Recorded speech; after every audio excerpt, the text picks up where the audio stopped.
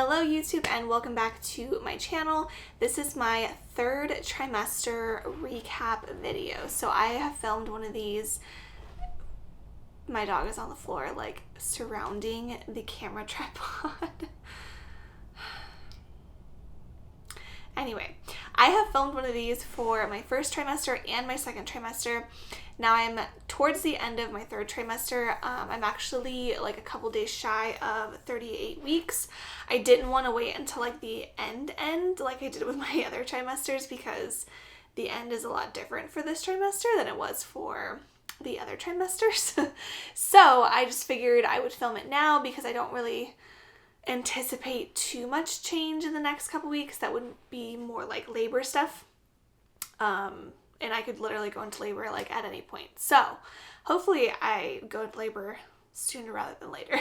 So the third trimester has honestly been pretty easy. I like really expected the third trimester to kind of go back to being like really crummy. Like the first trimester for me was kind of tough. Just with the nausea, and if I could say anything about this entire pregnancy, it's just that my nausea was just so bad in the first trimester, and the rest of the pregnancy has honestly been really easy. I like can't complain all that much. And I feel like I can say that now because I'm so close to the end that like nothing's really going to change all that much in the next 2 weeks. And if it does, it's like I'd have 2 weeks to deal with it. So I don't think I'm like jinxing myself by saying anything. Because in the last couple of videos, I feel like I would be like scared to say something because I'm afraid like it would end up happening to me or something. I don't know. So third trimester, like I said, it's been fairly easy. I think your third trimester starts at 28 weeks. And that was just about 2 weeks after we got put under quarantine. And I do think that that has a lot to contribute to the fact that I didn't think the third trimester was all that bad. And I think it's because of the fact that we've been under quarantine the entire time. So I almost kind of feel like I've been under like bed rest or something because I've just had to be home. And as a teacher, like you're on your feet all day, and I know that would have been a lot more difficult on my body had I been working during this time and I didn't, and because I wasn't, I do think that that has helped a lot in terms of me just feeling a lot better. So it was kind of a blessing in disguise, honestly, for me to have been under quarantine during basically my entire third trimester. I think we ended school when I was like 26 weeks, something like that. So definitely like it was pretty, I've spent my entire third trimester at home. I don't have a ton to really talk about, but I did just write like some things down. It'll still be a really long video because that's just the way I am, but I also think of things that like I didn't put on my list. I do already have all of our hospital bags packed and everything. I had them packed. My goal was 34 weeks, which is probably a little early, but I think I had them all done around 36 weeks, probably the last couple weeks. I am going to film a hospital bag like video, what's in my hospital bag. But I'm waiting for one thing to come in the mail, and then I'll show you guys that. The videos will probably be up like out of order and stuff. You actually probably might even see this after she's born. And I will be wearing the same outfit that I'm wearing in the nursery tour because I just filmed that video, which will probably go up after this one. But like nothing fits me right now. So like that's the first thing, is I am so limited on what I can wear that we actually got a new washer and dryer like a couple days ago, but we sold our washer and dryer like a week and a half before we got the new one. And so we had sold it, and then Skylar had ordered the new one like that night. And originally it said it wasn't going to come until the 22nd. Now, mind you, today's the 12th, and we got it like 2 days ago, I think. The 22nd would have been an additional 10 days like from now. There's no way I would have lasted. I would have had to go to laundromat or something. But yeah, so I didn't like do all the laundry that we had before selling them because it was just kind of like a last minute thing. Like we posted them, and then I didn't really think that they'd sell like as quick as they did. And so moral of the story, I only have like 10 things that like fit me, and they're all dresses. And I feel like the Mean Girls like reference where it's like dresses are all that fit me right now. but it's true. Like I only have like little t-shirt dresses, like the short sleeve, just like cottony dresses that I've had for years, and that's literally all I can wear right now. I did find this dress in my closet today that actually fit me, surprisingly. I didn't like think that it would, but it actually did because it's pretty stretchy. So this fit me, and then I have like my workout clothes, but again, the weather has changed and it's gotten so hot that a lot of my workout clothes I just simply can't wear because of the fact that it's too hot outside. On days when it's like 100 degrees, like I can't go out there in like leggings, so I will like literally pass out because I get really overheated really quick.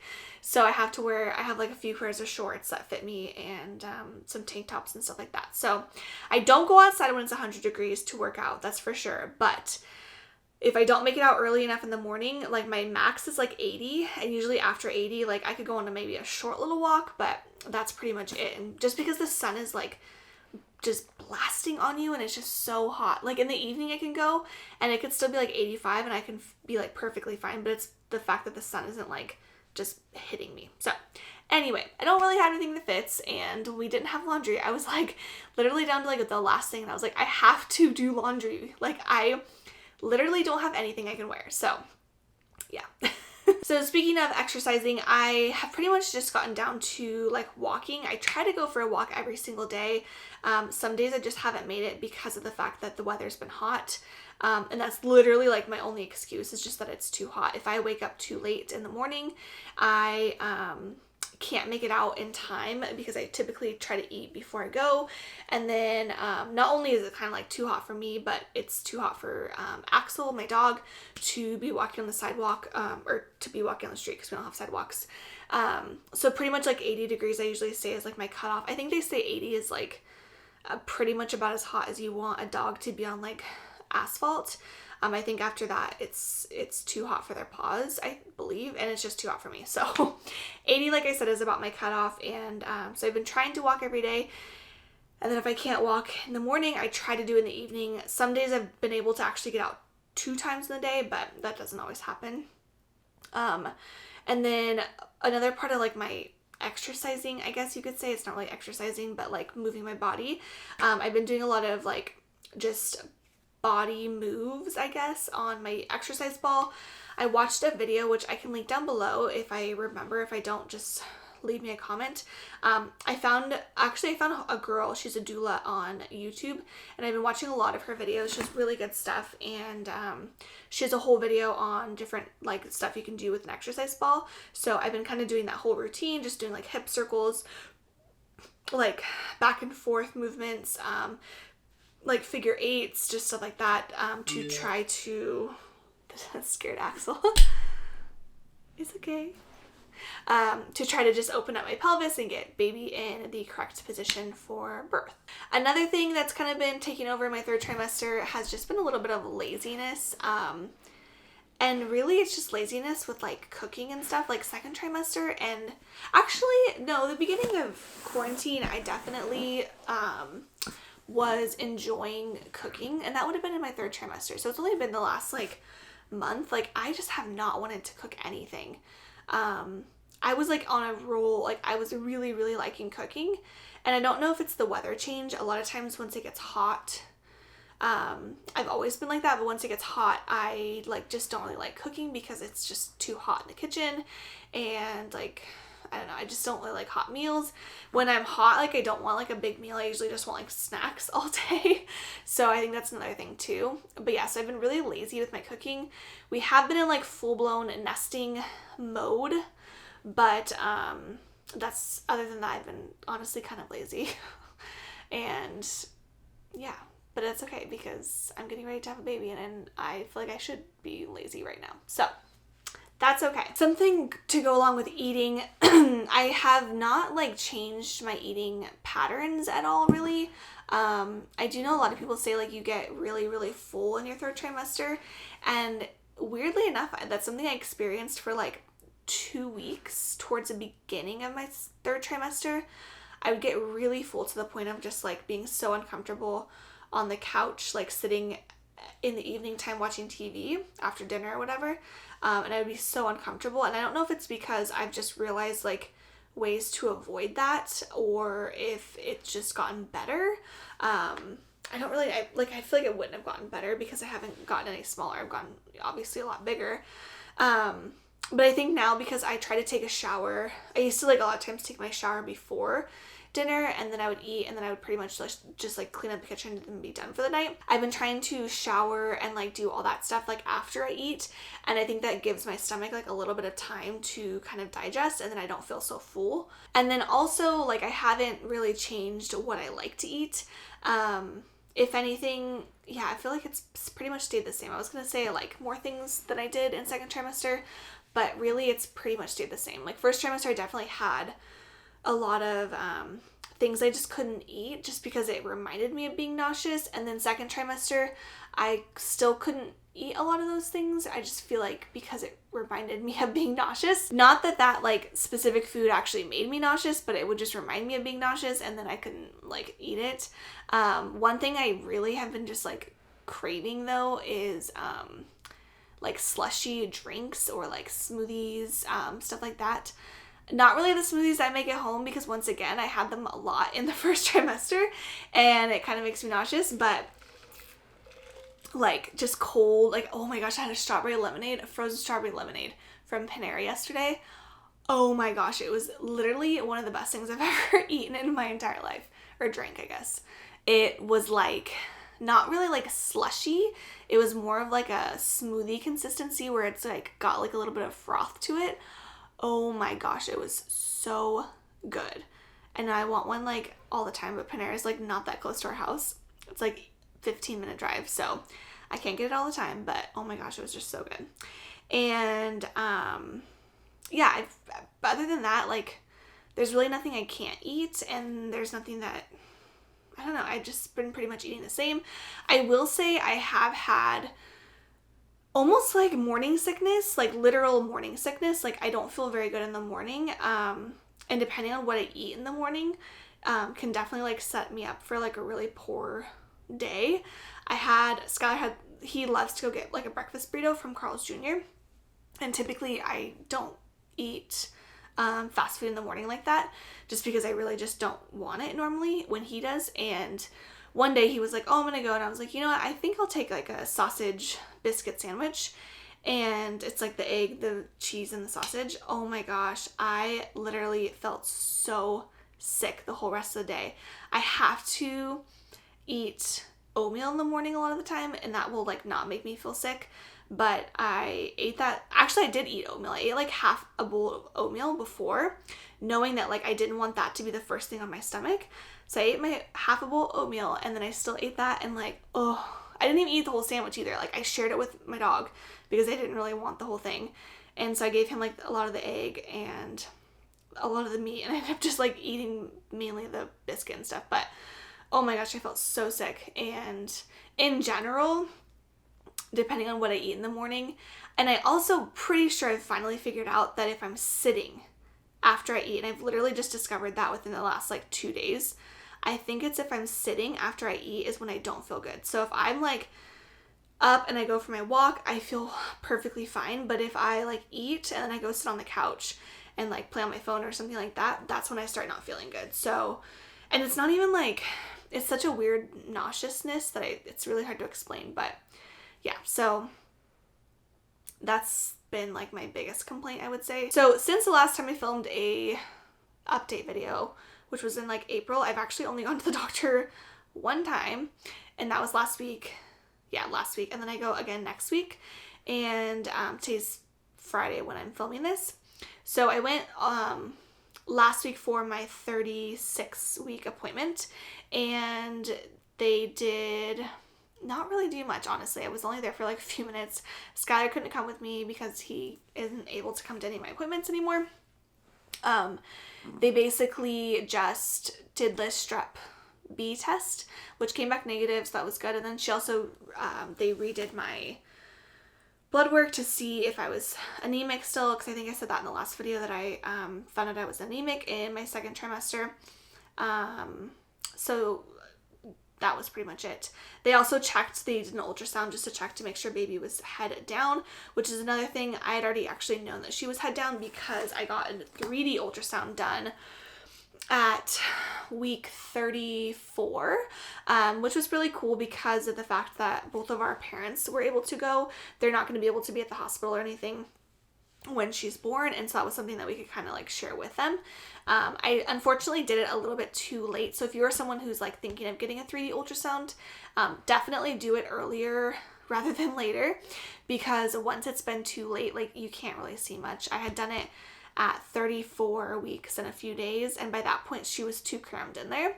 Also, the girl was measuring her like really big, so we'll see like how she comes out, because I don't know if the girl just measured wrong or if she's actually that big, but at that point she was already 5'10", and that was, like I said, 34 weeks, and that's been a while, so we'll see. I believe she flipped to her to be not breech, I guess you would say. I don't know. Actually, I don't know when that was. I do know when she turned. I don't know when she went head down, but I do think she, I'm pretty sure anyway, that she flipped to have her backside like right here versus her like facing up, right around 31 or 32 weeks, because I was noticing my stomach was a lot squishier. And I'd read that that was like, if your stomach's squishier, it typically means that they're not with their like back forward. And I was feeling kicks and like stuff in different places, and then I believe it was probably overnight that she must have flipped, because I never felt it happen, and I feel like that's something I definitely would have felt happening because she's so big now. At that point even she was still pretty big, but I had done, or it was like literally the next day that I was like feeling different sort of kicks. They were more like inside, and my stomach was like super hard, so I think she had flipped overnight, and I think that was like right around 31 or 32 weeks, sometime right around in there. So when I went to the ultrasound for the 3D, she had said that, you know, she was head down and everything like that, which I had already kind of knew because I can feel her kicks. Actually, I don't know if I could at that point, but the last like 2 weeks, I can feel her kicks like right here so bad. Like I never feel anything over here. It's always right here. And lately, like I can feel, I think it's her foot or something, like comes out right here, and it's so weird because I can literally feel it on my side, and it's like it feels like a tumor on like my stomach or something. The last like few days she's been kicking literally, I feel like nonstop all day.